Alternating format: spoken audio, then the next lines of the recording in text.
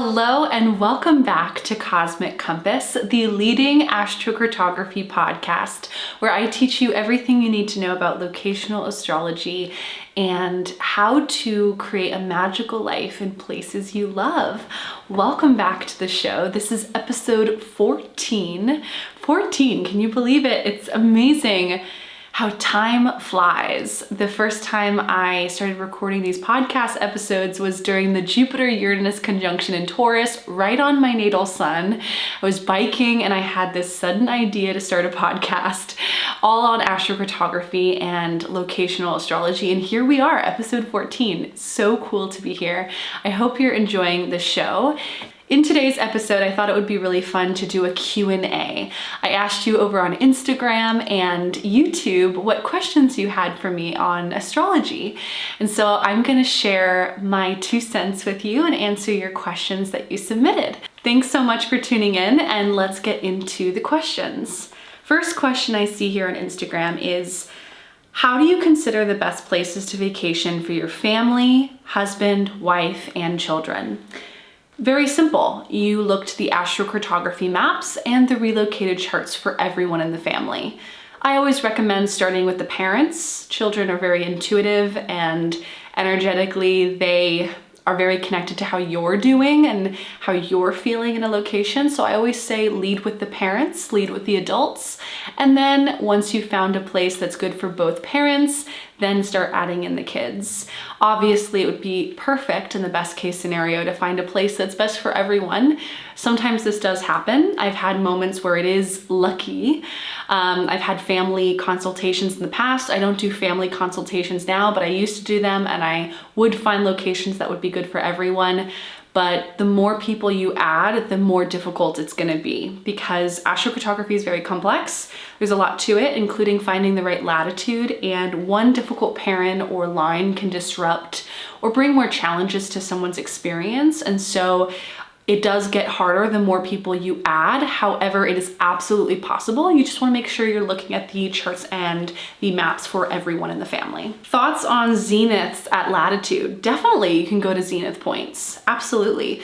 Zenith points are really great for public recognition or doing some work that's very high profile. If you are a very private person or you're very sensitive energetically to a lot of energy, I wouldn't recommend living on a zenith point but absolutely, if you're someone that has a high profile job, you want to launch something and be very seen and visible for the work that you're doing, or just you're ready to take on the energy of that astrocartography line, absolutely you can go to zenith point. Definitely.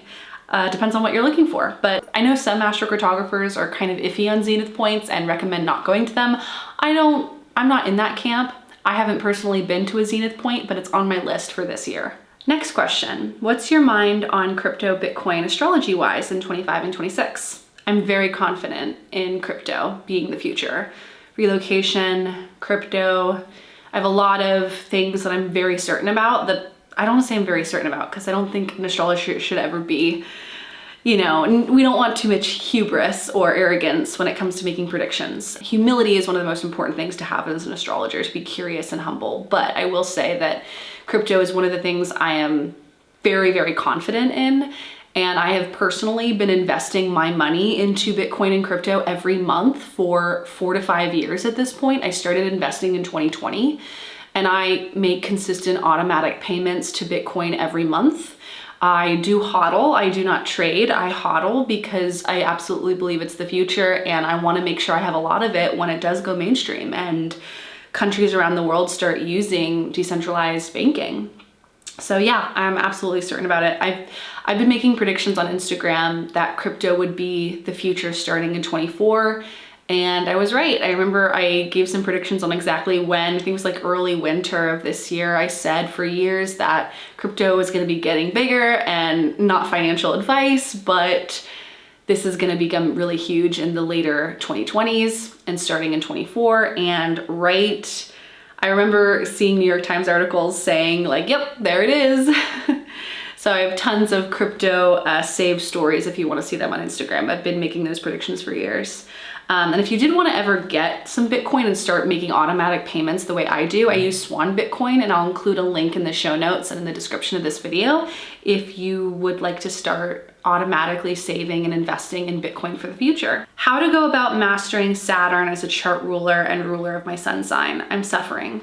Saturn is really big on experience, learning wisdom through experience and hard lessons. So I would say one of the biggest things, if you're Saturn ruled or, you have a lot of Saturn prominence in your chart, is start getting serious about self-discipline and self-motivation. Saturn demands authority. So where do you need to step up in your life and be an authority in your personal life? How can you start living as an embodied, wise, authoritative presence in your life, whether it's in your work or your business or in the way that you master your self-discipline, your habit building, your healthy habits, the structuring of your life, the organization of your life. How can you get more Saturnian and relish and embrace Saturn more in your life? Anne Ortley, one of my favorite astrologers that I've been listening to for years, way before I ever started doing this professionally, she always says in her podcast, do your Saturn.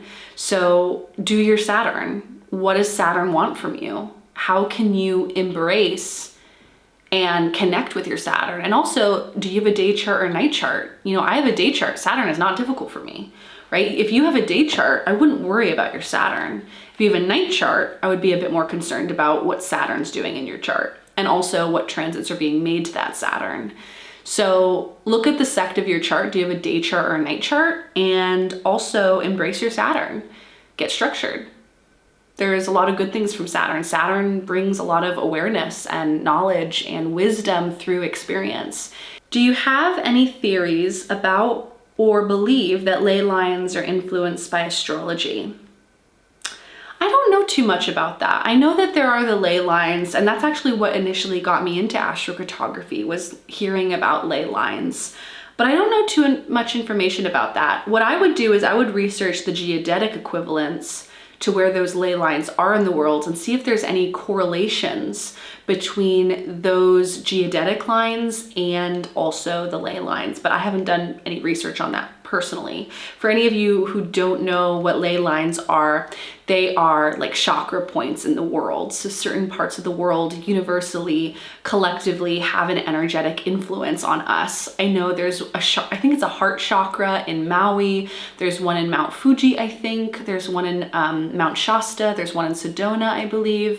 So there's a bunch of different ley lines. I really love following Bridget Nielsen on YouTube. She's someone that I've been following for like 5 years. She's been a huge expander of me for so many years, and I had such a fangirl moment when I was interviewed by her on her podcast, Wild and Awake. I'll include the link down below if you want to listen to that episode.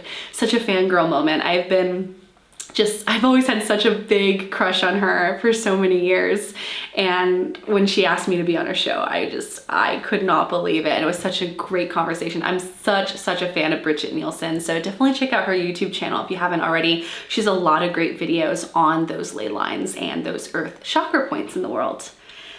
Another question we have on Instagram is, can geodetic astrology and astrocartography complement each other? Absolutely. They're different schools of thought, they're different systems, but I will say they do complement each other. And I specifically use geodetic astrology for making world predictions or mundane predictions.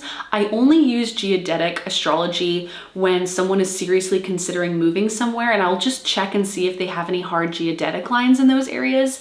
But typically geodetic lines are just big for climate change, political uprisings, political events, government things, anything that has to do with collective or mundane astrology, which is the astrology of world events and things that have to do with the world. I will use geodetic astrology for that. But they can definitely complement each other, and I definitely recommend pulling up your geodetic lines in tandem with your astrocartography lines. I use Solar Fire for that. But you can also do it on Astro Gold. Astro Gold also has a geodetic little checkbox that you can tick to see those lines in the world, as well as Solar Fire does. By the way, if you ever did want to get Astro Gold for Mac users, if you're a Mac user like me, if you're a Mac girly, you got an Apple computer and you want to use Astro Gold, which is one of my favorite softwares. It is my favorite software for zodiacal releasing and transits and just using it every day to look up the moon and the cycles and my transits for the day. Definitely get Astro Gold. You can get my discount code 15% off Astro Gold if you ever end up getting it. My code is Helena15. And likewise, if you're a PC user and you don't use Mac and you want to get a really good astrocartography software to see the timing of your life with travel, geodetic lines like the ones I just mentioned, you can use my code WOODS15 for 15% off Solar Fire. This is for both, and both of these codes are only for desktop, not mobile. All right, let's keep going with the questions. How do you keep your life, ideas, videos, and photos, travels, days organized? How do I keep my life organized? Because I feel like this is a lot of different categories. I would say one, I have a paper planner. I am someone that cannot use just digital. I have to physically write things down. So I have a really beautiful planner called the Daily Page. I'll include a link down below if you want to get it. I've been using the Daily Page planners for 3 years now, and it's my favorite way to get organized for each month. I have monthly reminders, monthly to-dos, I have a calendar there, and then I also use it every day. I have my top 3 goals for each day, my tasks. I also love the Daily Page because it's not just about productivity, it's also about health and wellness. So you can track your water intake, how much you're sleeping, your mood, your energy levels. Daily Page really celebrates that holistic way of viewing like your energy and your productivity, and it's made by this really great creator, Danny, and the woman who creates these planners, it's a small independent run business on Etsy. It's based in the Midwest in Minnesota. And yeah, I really love it. It's recyclable, it's organic, it's recyclable, it's all natural, it's really good for the environment. It's my favorite. So the Daily Page is the planner that I always recommend. I also do use Acuity Scheduling for scheduling my readings and my consultations, as well as Zoom meetings that I have with interviews and podcasts and such. And then in terms of organization on my phone, I do have photo albums in my phone that I categorize my content. So like videos, travel videos, reels, photos, graphics. So I have like 20 to 30 different photo albums on my phone that I do organize. I'm a huge believer in habit stacking. So the minute I do something, I streamline it or I put it into like a system that I already have. For instance, after I take a video or a photo on my phone, I will immediately move it into the designated folder on my iPhone after taking the photo, just so it's organized. Same with, creating content on my hard drive on my computer. I have an organizational setup of folders on my hard drive with, videos, assets for videos, all the different things. So yeah, but to be honest, I'm not really big on strategy. That's why I have a business coach. I'm really bad at strategy. I am someone that just asks myself every day, what feels like the most fun way that I can show up and create and make people smile? Like, I literally wake up every day and I write that in my journal, like, how can I show up and be of service today? And then I just go in my phone and find the thing and then post it. Or I'll get on front of the camera, like right now, I'm spontaneously, recording this podcast, but there's no structure to it. There's no organization of it. There's no strategy behind it. I just felt excited to do it, and so then I did it. I always honor my gut response. I will say, some systems that I do love, because I saw another question here, favorite resources for streamlining the back end of your biz. I really love Notion. I've been using Notion for a few years. I love that for organizing all of my notes for courses and projects that I'm working on. So I love Notion. I also love Google Docs, but to be honest, my Google Docs is a mess, and that was my goal this Mercury retrograde, was to get that all organized. And I feel like I did some of it, but then forgot to continue the rest of the project. So I don't know if I'm the best person to ask when it comes to digital organization. I do have the photo albums on my phone, but that's about it. And I do organize folders on my hard drive on my computer, but again, that's about it. Maybe that would be a whole video topic or a whole podcast episode, because I mean, we could just go in depth about that. Other favorite resources that I really love, I love Acuity Scheduling for booking readings and doing my consultations work. I love Podia for course creation and putting places where to. I love Podia for my courses and my workshops. I've done Teachable, I've tried Kajabi, I've tried all of them. Podia is my favorite. Podia is the best, I think.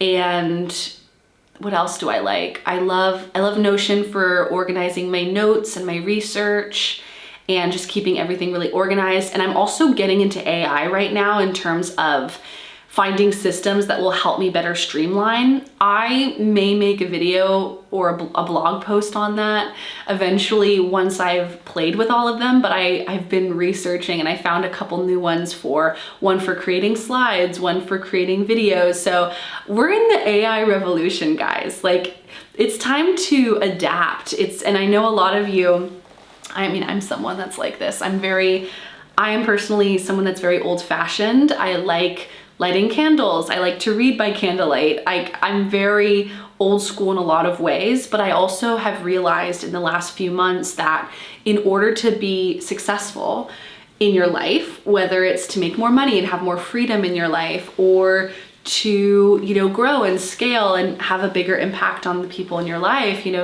you've got to be able to adapt, and you've got to be able to pivot and course correct and adjust your sails when waves appear. And one of the big things that we're all going to have to do when Pluto enters Aquarius firmly for the next 20 years is adapt to AI and adapt to new emerging technologies that are going to be changing the landscape of the world. The businesses, the structures that we have seen for the last hundreds of years. This is why 2025 is the year of the century.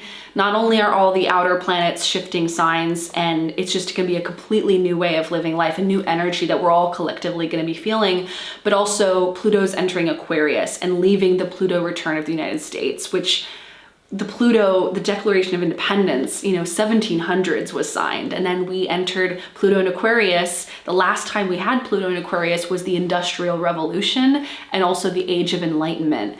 These were huge, groundbreaking, historic times in history, and we're about to step into that over the next 20 years, and entire industries are going to change. Entire ways of doing things are going to change. And I am hopeful.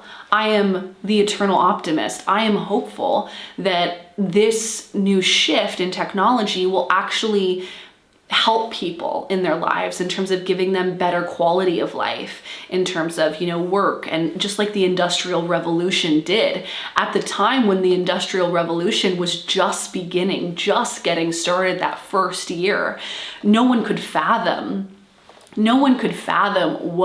how their lives would change, how work would change, how their lifestyles, their daily habits, how the world would change when the Industrial Revolution began. But the world looked very different when we got out of that cycle of Pluto and Aquarius last time. And that's what we're in now. We're in the beginning of this new revolution, and the world is going to look so different. And so if you want to stay on top and continue to grow and expand and evolve and be a growth changing being like we all are, if you are someone who wants to adapt and morph and shift and not be comfortable and not be stuck in the past, you're gonna need to allow yourself to change with the times. And that will be working with AI, that will be finding new systems and new places on the internet that can help you get your work done more efficiently, whether it's with scheduling or to-do lists or, all the different things that are out there. We are going to find that we can get things done much faster and more efficiently than ever before. And as an old-fashioned person, there's a lot of things that I'm worried about with AI, but I'm also hopeful. And that's going to be the changing times that we're stepping into, is like using AI in different ways. There's this guy I follow on Instagram. His name is Matt H. Gray.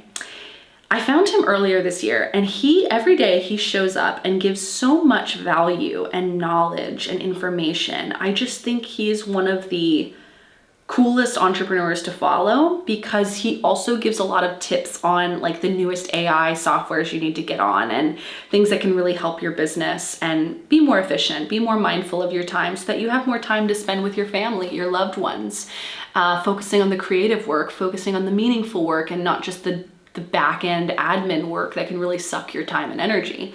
So I really like following him. If you want any recommendations for softwares and things like that, I recommend following Matt H. Gray on Instagram. He has a lot of great, valuable content that he shares. We have so many questions for this Q&A. I was not expecting this many people to ask. In fact, I got way more questions on YouTube than I did Instagram. So let's get into the YouTube questions. All right, one question that we got: do you provide astrocartography training? Yes, I have a variety of different courses at different price points to help suit everyone at whatever level you're at. You can check out my website, helenawoods.com/courses. You'll find I have a beginner's mapping course for the basic beginner's guide to astrocartography. I recommend joining the Relocation astrology course if you're ready for a deep dive in understanding the chart, relocated charts and timing, also understanding your planetary condition to see what planetary lines would be best to go to. I also have a timing course, Trust Your Timeline, which is really great. Is law of attraction real? Do we have destiny, fate, or do we create our own reality? This is a great question, Blue Bannisters love, because this is something I think about a lot, and this is something I eventually want to go further in and talk about more in depth down the road once I fully figured out how to teach this, because it's both.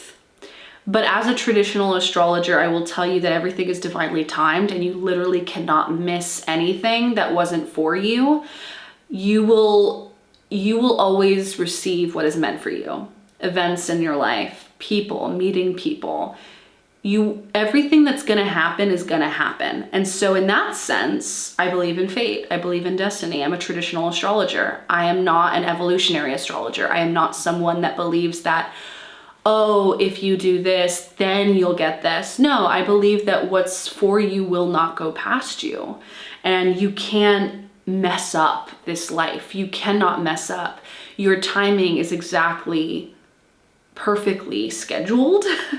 And if you get into zodiacal releasing and transit work, you start realizing that everything is exactly perfectly on time. Do I believe in law of attraction? I believe in law of assumption. But I believe that the law of assumption work that you do and when things click for you is when the transits are indicating that it is also correlated with that.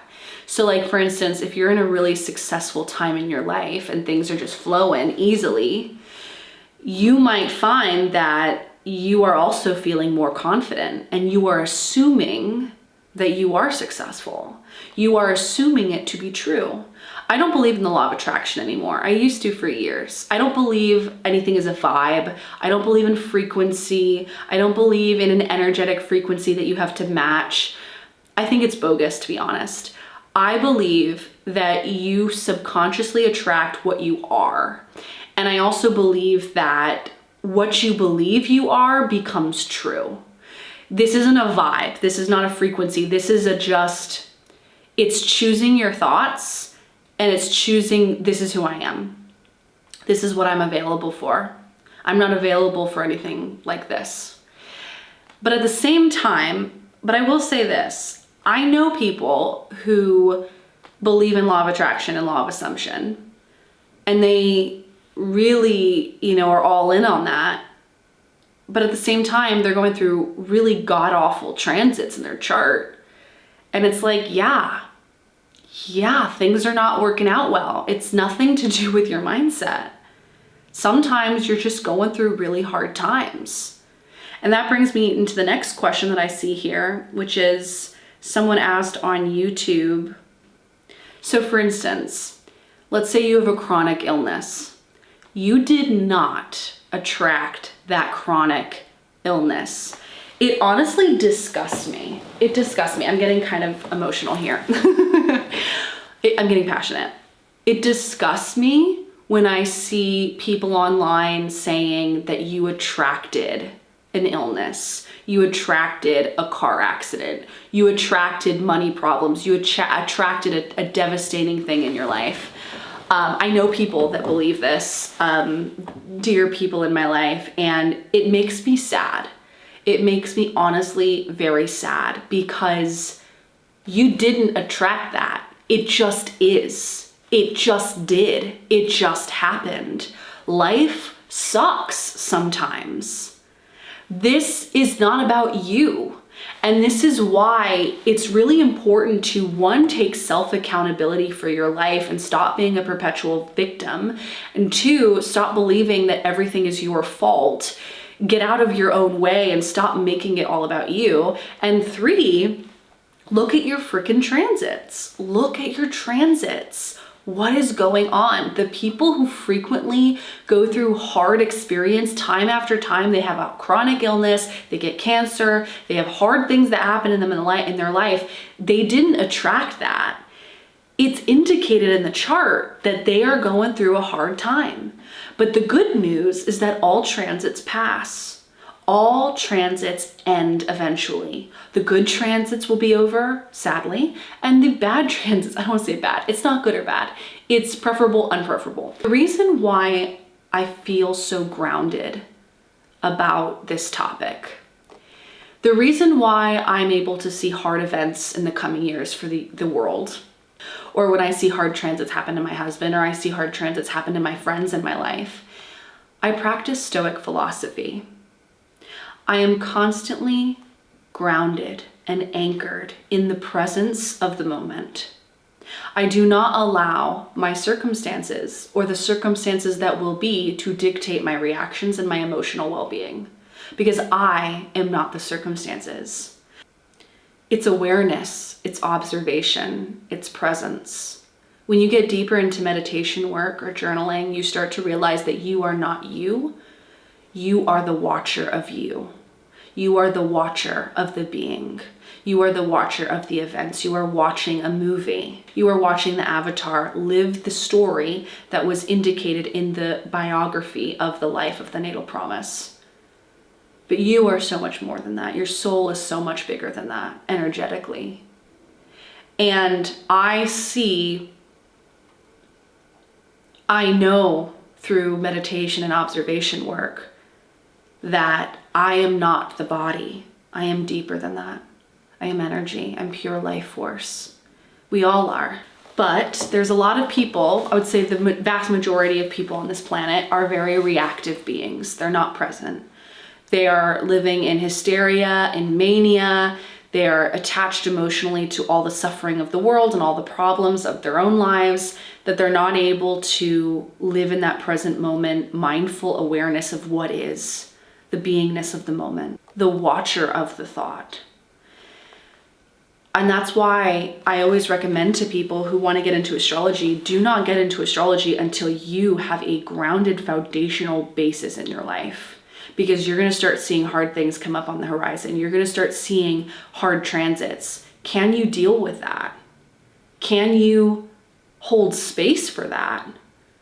If you cannot, if you are emotionally reactive, if you are living in hysteria, if you are in the darkness, because the thing about astrology is it is a field in the occult. You're dealing with dark things when they arise, when you see dark transits come up. How can you stay grounded and present? That's why I recommend, if you're going to be someone that gives readings or does this as a service or start being of service to the world, you've got to be anchored in your beingness. You need to have a meditation presence.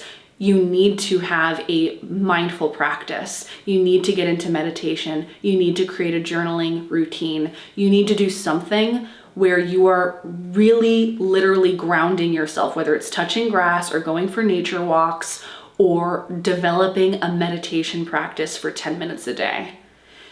This is serious work, and it's very easy. It's very easy to get emotionally connected to what you're seeing in charts. I feel like I am going way off topic, so let's go back to the questions. So I do believe in law of assumption, but I believe that the astrology is a reflection of what you are assuming to be true. I believe that the astrology, the transits, are a mirror reflecting back to you how you are feeling. How confident are you in your life? How are you assuming yourself? What are you believing is true? The transits are a mirror showing you that which is. Do not cause the other. They're just correlations. They're just correlated to things. I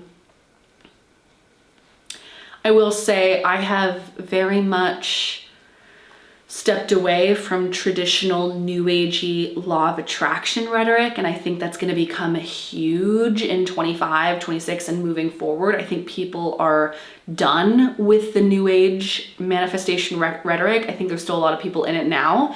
Neptune's still in Pisces. We haven't left Pisces yet, but when Neptune enters Aries, we're all going to wake up and realize that we have been in a mass collective spiritual bubble that, while enjoyable, is lacking groundedness and lacking reality in some way. But on the other hand, do I believe that your job is to get into alignment, which is, in other words, to feel good and feel connected to yourself, and thus to trust yourself and live in accordance to your intuition, your inner voice? 100%. But you don't have to do anything. You don't have to believe anything. You could just breathe and that's enough. You don't have to force anything. Is it fun? Sure. I love law of assumption work because for me it's fun. It gets me into alignment when I read about that stuff. I have a book here on Neville Goddard's teaching, the complete collection. It's really great. Does that mean that by reading him and saying things or scripting or doing all of that law of assumption work that I am creating my reality? I don't know. I just think it makes me feel good.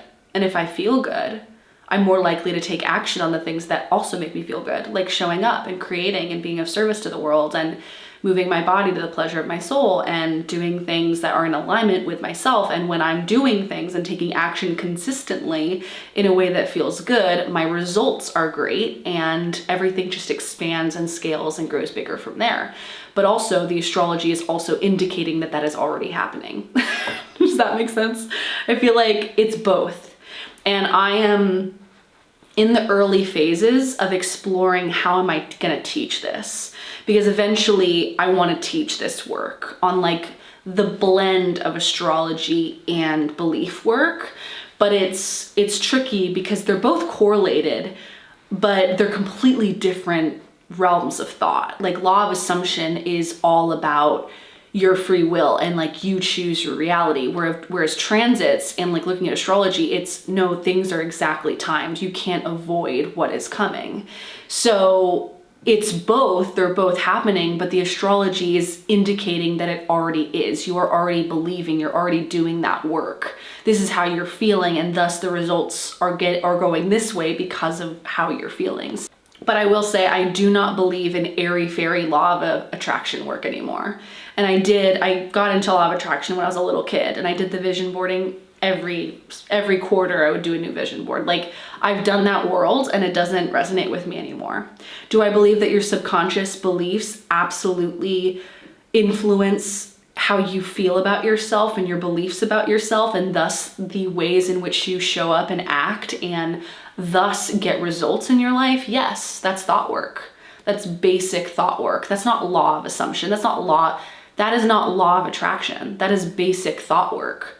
What you think reflects how you believe about yourself, and what you believe about yourself influences the way you take action and the way you show up consistently, and the way you show up consistently influences your results. Absolutely. But it's also feeling good when you're taking the action. That's magnetic. That's not law of attraction. That's just thought work. It's basic psychology to me. Okay. What is the difference between the descendant, midheaven, ascendant lines on the astro map? The ascendant is you. It is the energy that emanates from you. The descendant is the opposite, and it's the energy that emanates from other people. It's also relationship places. And the MC is your career, public image, and reputation. So they're big places for career and work and more work around contribution. It's the highest point of the chart, so it represents your visibility, recognition, and also your image, your public image. What exactly is a relocated chart and progress chart? A relocated chart is a chart for a new location in the world for the exact same moment that you were born, and it shows you the energy, stories, and the shifts that happen when you are in that location in the world. A progress chart is the idea of a day for a year technique. So it's showing how your soul is evolving and shifting and progressing over time. So you would just move your chart one day for every year of life. So if you're 37 years old, you would move your birth chart 37 days after you were born, and that shows you how your soul is evolving and moving forward. So things shift. Things shift in your chart. It's kind of like I think of the progress chart more as like a symbolic technique. Progress charts are symbolic timing techniques. So transits show literal things that are happening, like literal events. Progress charts shows the symbolic evolution of your soul and how you're changing over time. When charting couples or families in astrocartography, do you utilize the composite chart? Yes, I do for couples. I do not do it for entire families because you're using two people, you're using the midpoints and comparing that in two people. So I do use composite charts for couples. For families, it gets really hard. For families, I recommend doing individual maps and charts. Do you use whole sign only when looking at transits? I look at whole sign period, and then I will add Placidus if I'm using specific timing techniques. So if I'm using, if I'm seeing, like for instance, if I'm seeing something in a reading where the timing is not matching up with a particular area of life that's really specific, I will add in a Placidus timing technique or a Placidus chart to see if that planet has moved into a new house using Placidus. I should mention that Placidus was originally created as an overlay for a timing technique, the longevity of life timing technique. Placidus was never created or originated to be used for natal chart interpretation of like someone's birth chart. It was created as an overlay for timing techniques. So whole sign houses is the original form of house division in astrology. It's the basis of charts. So whole sign is very important. How would you find the ideal place to live as a married couple using astrology?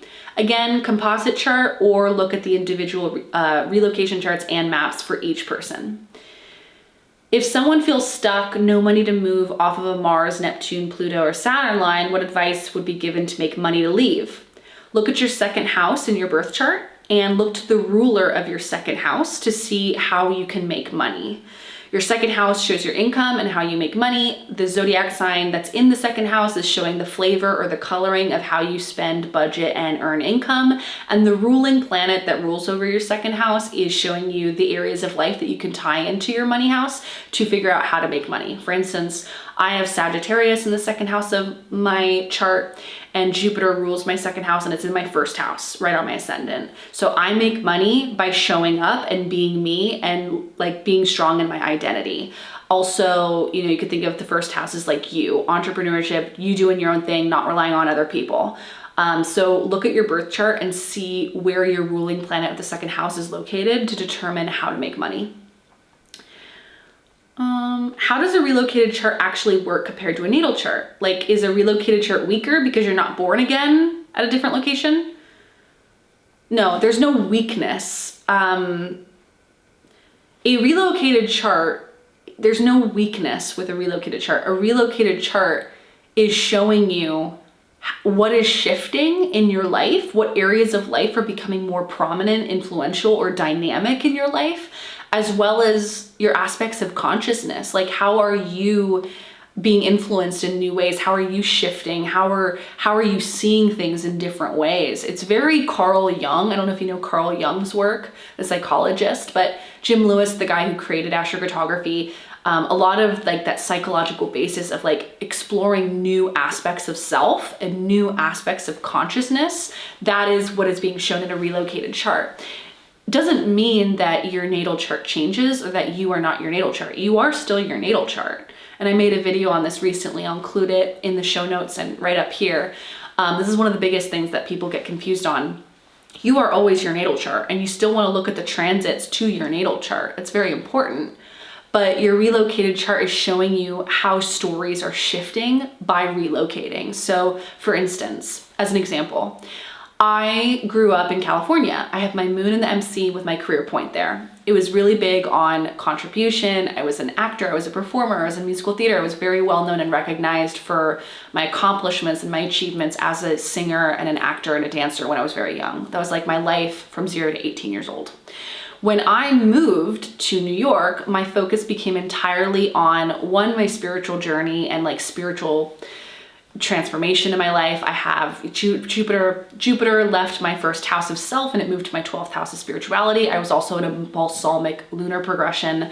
So it was a very big spiritual time in my life. Also, a lot of my planets moved to the 7th house. I have descendant lines over in New York. So a lot of my focus and my attention went to other people, getting in relationships, meeting people, making friends, dating. That became a huge core focus of my life when I moved from California to New York. Again, I am still a Leo moon in the 10th. I am still Jupiter in the 1st. However, by relocating, different parts of my story evolved and shifted, and I explored new aspects of my life in new, meaningful ways. My focus on relationships became more prominent when I moved to the East Coast versus now when I'm here in France. A lot of the emphasis and focus in my relocated chart here in France is in the 9th house. The 9th house represents teaching, astrology, publishing, as well as foreign cultures. That has been my life since I moved to France. I started teaching, doing online courses. I started talking online about foreign cultures and living abroad. I started traveling a ton, and I also published a book. That has literally been my whole focus and theme since I got here. I also have a home line here. I have Saturn on my zenith, so there's other things too, but new areas of your life are going to shift, and you're going to explore those new areas of life when you move, when you relocate. And the relocated chart is simply indicating or signaling that which is happening. So it's not weaker, it's not less than, it's just showing you the storylines that are happening and shifting when you move. That's all. How did you learn astrology? What are your favorite courses and teachers? I've been learning astrology since I was in high school, so over 10 years. I would say I started reading books like Linda Goodman's Sun Signs book was one of my first. Astro Styles, the Astro Twins, they were one of my first books and websites I used to use when I was in high school. Teachers that I think are the best are Ann Ortley, Becca Turnus, Chris Brennan, and the Hellenistic astrology course that he has. Moses Sirigar is great, as well as, gosh, there's so many of them. Mark Jones is great. Let's see, who else is there? I would say those are the astrologers that have had a really profound impact and influence in my life. There's a lot more out there that I've listened to. I've read so many books. I would say the main way that I've learned, aside from taking a plethora of courses over the many years and reading voraciously over the many years, because I'm a huge reader and I'm constantly learning. I have my Mercury in Gemini. I can't stop learning. It's always, I have an insatiable mind of like seeking more information. But I would say that the biggest way that I have learned the most is through working with clients. You can only learn so much from books and courses. Eventually, after you've learned the foundations and you've kind of learned the rules, so to speak, you then need to get out there and start working with people and start working with clients. That's like 50% of learning astrology, is seeing how it plays out in real life with real people and how transits and birth charts and all of that are being shown through astrology. That's 50% of learning. One question is, have you always used the whole sign house system? No, I have not. I've used Placidus for 10 years. When I first started learning astrology when I was 16, 17, mostly 17-ish, I was like a senior in high school when I really started getting into it. I only used Placidus for like 10 years. And then when I hit around 26 years old, because that's when I took Chris Brennan's course and I started learning Hellenistic astrology and I started getting deeper into traditional ancient astrology. That's when I realized I've got to switch over to whole sign houses, because whole sign houses, it's truly the most, I don't want to say it's the most accurate, but it's the basis and the foundation of astrology. Placidus was never created as a replacement to whole sign houses. It was created in addition to be used as a timing technique for transit work, but it was never used to replace whole sign houses. But I switched to whole sign houses when I started learning ancient traditional astrology, when I started learning Chris Brennan's work and the Astrology Podcast and his course, Hellenistic astrology course. That's when I started switching over to whole sign. What do you do when you live close to an astrocartography line you don't love? Oh God, Uranus IC line. Yeah, I would not want to live on a Uranus IC line. If you can't or you don't want to move, well, I'd say make the best of it. You know, you are where you are. There's no use fretting or stressing about things if you don't want to move. If you can't move, don't stress about it. Go to a better latitude if you can. If you can move 20 minutes north, that can shift things if you have any parents in the area. Also add the aspects. If you have any aspects that can help show you which direction to go in. But if you don't want to leave your Uranus IC line, which to be honest, I'm kind of surprised you wouldn't want to leave your Uranus IC line because most people do. Most people do not feel settled or comfortable or rooted or feel like the Uranus IC line anywhere near that is home. But if you don't want to move or you can't move, just make the best of it, you know? No use like stressing about it. Again, I practice Stoic philosophy. You are where you're meant to be. If you can't move or you don't want to move, then you find ways to mitigate it. Find ways to bring more joy into your life. You know, bring more Venusian things into your life. You know, find ways to ground and get out of that electrical anxiety of, let's say let go and surrender more. Uranus IC is going to be big for letting go, surrendering, breaking free from the past, breaking free from traditions of what you know, your family, your childhood, your beliefs from your childhood. You know, Uranus IC definitely requires a sense of being flexible, remaining on your toes, and being adaptable in life and not being stuck or too comfortable, because Uranus IC is not, it's not settled and it's not rooted. So how can you adjust and flow and also break free from what you know? Break free from the past, break free from your beliefs, break free from what you've always believed, you know? That would be, I guess, my recommendation with Uranus IC. Also, getting into astrology or technology, that's great for Uranus lines. What would you consider to be a more positive planet? A planet that has only harmonious aspects, or a sect benefic that has one harmonious aspect to Saturn and one disharmonious aspect to Venus? I would say either of them are good. Those both sound great. Having, you know, a benefic of sect that has a harmonious aspect to a malefic, that's strong, like Saturn. And having a disharmonious aspect to Venus, I wouldn't be worried about that. You know, squares to Venus, in traditional Hellenistic astrology, it doesn't mean it's a bad thing with those squares to Venus. So I wouldn't worry about that. If both planets are in neutral signs, so not in domicile, exaltation, or detriment or fall, yeah, I would say that's fine. Either one is fine. I would say the sect benefic would probably be the one that I would go to personally of those two options though. Can you talk about astrology and astrocartography for plastic surgery?